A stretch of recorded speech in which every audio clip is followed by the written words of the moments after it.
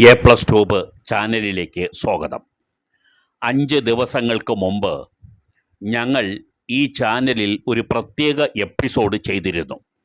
അതിൽ ഇന്ത്യയുടെ അടുത്ത പ്രധാനമന്ത്രി ശ്രീ നരേന്ദ്രമോദി ആയിരിക്കുമെന്നും അദ്ദേഹം ജൂൺ 9 വീണ്ടും പ്രധാനമന്ത്രിയായി സത്യപ്രതിജ്ഞ ചെയ്യും എന്നും വ്യക്തമാക്കിയിരുന്നു.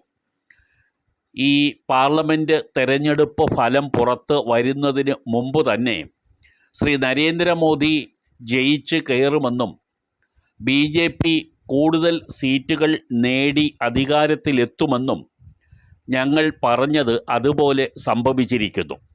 സത്യപ്രതിജ്ഞയ്ക്ക് വേണ്ടി തിരഞ്ഞെടുക്കുന്ന തീയതിയും ജൂൺ 9 ആയിരിക്കുമെന്ന് ആ എപ്പിസോഡിൽ വ്യക്തമാക്കിയത് അതുപോലെ തന്നെ സംഭവിച്ചതാണ് ഇപ്പോൾ നമ്മൾ പുതിയ വാർത്തയിൽ നിന്നും അനുമാനിക്കുന്നത്.